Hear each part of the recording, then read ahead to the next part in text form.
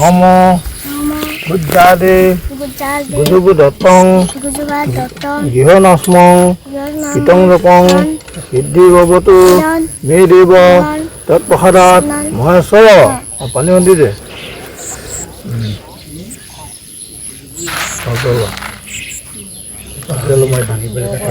বালিদুৱা অঞ্চলৰ এজন যুৱক আজি ৩ দিনৰ পূৰ্বে হঠাৎ অসুস্থ হৈ মৃত্যুক আঁকোৱালি ল'বলগীয়া হৈছিল আৰু সেই যুৱকজনৰ মৃত্যুৰ আজি ৩ দিনৰ পাছত গাঁৱৰ ৰাইজ আৰু পৰিয়ালবৰ্গই পানীৰ মাজতেই তিলনি কৰ্ম কৰিবলগীয়া হৈছে।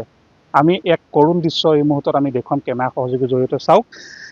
হঠাৎ অহা যি বাঢ়নি পানীয়ে এই সমগ্ৰ অঞ্চলটো প্লাবিত কৰিছিল আৰু তাৰ মাজতেই এই অঞ্চলৰ এজন যুৱকে ইতিমধ্যে মৃত্যুক আঁকোৱালি ল'বলগীয়া হৈছিল আৰু আজি তেওঁ একমাত্ৰ পুত্ৰ আৰু পত্নীয়ে এই মুহূৰ্তত পানীৰ মাজতেই এই যি তিলনি কৰ্ম কৰিবলগীয়া এক পৰিৱেশ সৃষ্টি হৈছে। কি এক কৰুণ দৃশ্য চাওক। এগৰাকী ৮ বছৰীয়া এগৰাকী কণমানি মৃত ব্যক্তিগৰাকীয়ে তেওঁ এগৰাকী অসুস্থ মাতৃ আৰু পত্নীক এই মুহূৰ্তত এৰি থৈ গৈছে আৰু এইগৰাকী পত্নীয়ে ইতিমধ্যে যথেষ্ট আৱেগিক হৈ পৰিছে। আমি কেমেৰা সহযোগীৰ জৰিয়তে দেখুৱাৰ বাবে চেষ্টা কৰিছোঁ। এইগৰাকী হৈছে পত্নী আৰু এয়া হৈছে কণমানি পুত্ৰ। আজি কণমানি পুত্ৰই আজি পিতৃৰ তিলনি কৰিবলগীয়া হৈছে পানীৰ মাজত আৰু এই মুহূৰ্তত আমি এই কৰুণ দৃশ্যটো দেখুৱাইছোঁ। আজি ব্ৰাহ্মণে এই পানীৰ মাজতেই পুত্ৰৰ জৰিয়তে আজি তিলনি কৰ্ম কৰিছে। গাঁৱৰ সকলো ৰাইজ আহি ইয়াতে উপস্থিত হৈছে। এক খুব কৰুণ দৃশ্য বুলি ক'ব লাগিব। মই বাইদেউ আপোনাৰ ওচৰলৈ আহিছোঁ। কি ক'ব, যিহেতু আজি আপোনাৰ একমাত্ৰ পুত্ৰই পিতৃৰ তিলনি কৰ্ম কৰিবলগীয়া হৈছিল, কি হৈছিল আপোনাৰ স্বামী? স্বামী গা বেয়া হৈছিলে, জ্বৰ হৈছিলে ৰাতি ৮টামান বজাৰ পৰা। ইমানে জ্বৰ, তাৰপৰা সেনাখোন মানে ডক্টৰৰ মাতিলতো অহা নাছিলে। তাৰপৰা জ্বৰ মূৰলৈ উঠি গৈছিল, 108 মাতি পেলাই লৈ গ'লো। যোৰহাটতে মৃত্যু হ'ল ICত। আজি তিলনি বেয়া লাগিছে। ইমান সৰু ল'ৰাটো বাপেকে এৰি থৈ গৈছে। কি কৰিব, কেনেকে মই ডাঙৰ কৰিম, সেইবোৰকে ভাবিছো আৰু।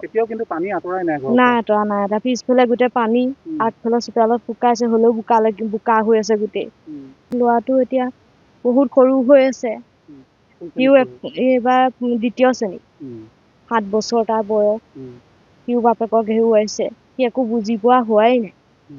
বাপেক যেন হেৰুৱাইছে, সি সেইটো বুজিয়ে পোৱা নাই। এতিয়া মই তাকে ভাবিছো কেনেকে ডাঙৰ কৰিম ল'ৰাটোক।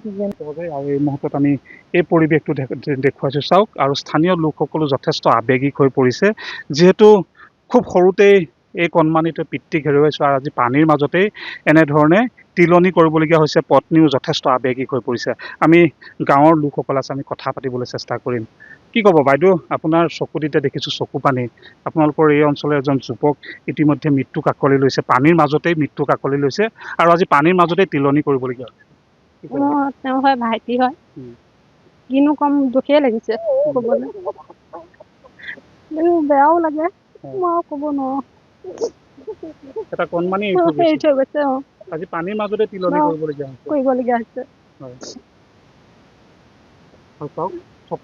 সকলোৰে চকুত কেৱল চকুলো দেখিছোঁ। যথেষ্ট এক আৱেগিক মুহূৰ্ত আৰু এইগৰাকী মাতৃ চাওক কেনেধৰণে কান্দি কাটি ইতিমধ্যে ব্যাকুল হৈ পৰিছে আৰু এইগৰাকী মাতৃ বৰ্তমান অসুস্থ। পুত্ৰক হেৰুৱাৰ বেদনা আৰু পানীৰ মাজতে কণমানি নাতিনীয়েকে পুত্ৰৰ তিলনি কৰাৰ বাবে ইতিমধ্যে আৱেগিক হৈ পৰিছে। সকলো স্থানীয় লোকসকল আৱেগিক হৈ পৰিছে। মই এগৰাকী স্থানীয় দাদা আছে, আহকচোন অকণমান। কি ক'ব, যিহেতু আপোনালোকে পানীৰ মাজতে এনেধৰণে তিলনি কৰ্ম কৰিবলগীয়া হৈছে, এক অভাৱনীয় পৰিৱেশ, এতিয়াও কিন্তু পানী শুকুৱাই নাই। 20-23 দিনৰ মূৰত মেডিকেলত দুগাল। তাৰপৰা আমি ইয়ালৈ ডেড বডি আনিব লগা হ'ল মানে ঘৰলৈ আনিব নোৱাৰিলোঁ। আমি দলঙৰ মূৰতে ডেড বডি ৰখালোঁ। উপায় নাই, গোটেই চোতালে গোটেই পানী। দেৰগাঁও সমষ্টিৰ পৰা নি পেলাই আমি খুমটাই সমষ্টি বৰপুখুৰীপাৰা গাঁৱত তাতে আমি সমাপন্ন কৰিলোঁ। এতিয়া আজি আপোনালোকে পানীৰ মাজতে পানীৰ মাজতে এতিয়া আজি 3 দিন হ'লে ইয়াত দেখিছে, 3 দিনত আমি পানীৰ মাজতে এতিয়া দেউক মাতি পেলাই তিলনি কামটো কৰিবলৈ আমি বাধ্য হৈছোঁ। মই আন এগৰাকী আইতা ওচৰলৈ আহিছোঁ। আইতা, দেখিছোঁ যে আপোনালোকৰ চকুত এতিয়া কেৱল চকু পানী দেখিছোঁ। আপোনালোকৰ স্থানীয় এজন যুৱক ইতিমধ্যে মৃত্যু হৈছে। আজি পানীৰ মাজতে তিলনি কৰিবলগীয়া হৈছে কণমানি 7 বছৰীয়া পুত্ৰই। কি ক'ব? কোনে পানী ল'ৰাত খৰি দিবলৈ কোনে ব্যৱস্থা নাই। আজি এতিয়া পানীৰ মাজতে আপোনালোকে আৰু পানীৰ মাজতে ল'ৰা পোৱালিটো উদ্ধাৰ হ'বৰ কাৰণে কৰিবলগীয়া হৈছে। হয়, নিশ্চয়কৈ আন এগৰাকী বাইদেউ আছে, কি ক'ব? যিহেতু খুব এক কৰুণ দৃশ্য, কি ক'ব? এতিয়া তেখেত কুশল বৰা, তেওঁৰ মৃত্যুত আমাৰ বেলদৰাবাসী ৰাইজ দুখত মৰ্মাহত হৈছে আৰু এই 7 বছৰীয়া ল'ৰাটো যাতে আপোনালোকৰ প্ৰশাসনৰ তৰফৰ পৰা আমাৰ দেৰগাঁও বিধায়ক মৃদুল দত্ত ছাৰৰ কিবা সহায় সহযোগ আগবঢ়াই যদি পৰিয়ালটোৰ অকণমান সহায় সহযোগ কৰিবৰ কাৰণে মই অনুৰোধ কৰিছোঁ। নিশ্চয়কৈ সকলোৱে এনেধৰণৰ অনুৰোধ জনাইছে। বাইদেউ, আপোনালোকে দেখিছোঁ যে চকুত কেৱল আপোনালোকৰ চকু পানী দেখিছোঁ, যথেষ্ট আৱেগিক হৈ পৰিছে। এগৰাকী কণমানিয়ে আজি 7 বছৰীয়া কণমানিয়ে পিতৃৰ তিলনি কৰিবলগীয়া হৈছে, কি ক'ব? কি ক'ম আৰু দুখত আৰু আমাৰ মৰ্মাহতই হৈছোঁ। তথাপিতো নিয়মৰ কামখিনি আমি কৰিবই লাগিব। তথাপিতো চাওঁ আৰু কি হয় কি নহয়।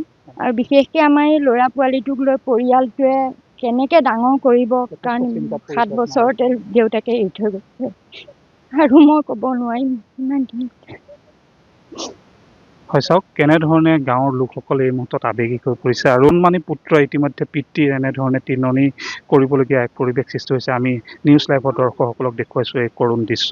চাওক কেনেধৰণে এই 7 বছৰীয়া কণমানিটোৱে পিতৃৰ তিলনি কৰ্ম কৰিবলগীয়া হৈছে এই পানীৰ মাজত। এই মুহূৰ্তত আমি নিউজ লাইভৰ দৰ্শকসকলক দেখুৱাবৰ বাবে চেষ্টা কৰিছোঁ আৰু এনেধৰণে ক'ব লাগিব যিহেতু চাৰিওফালে দেৰগাঁৱৰ বিভিন্ন প্ৰান্তত এতিয়া পানী, কেৱল পানী, আৰু পানীৰ মাজতেই এগৰাকী 7 বছৰীয়া কণমানিয়ে পিতৃৰ তিলনি কৰ্ম এনেধৰণে পানীৰ মাজত কৰিবলগীয়া পৰিৱেশ সৃষ্টি হৈছে আৰু পৰিয়ালটিৰ লগতে গাঁওবাসীয়ে ইতিমধ্যে এই যি পৰিৱেশৰ মাজত তিলনি কৰ্মৰ মাজতে সকলোৱে ইতিমধ্যে চকুলো টুকিবলগীয়া পৰিৱেশ সৃষ্টি হৈছে।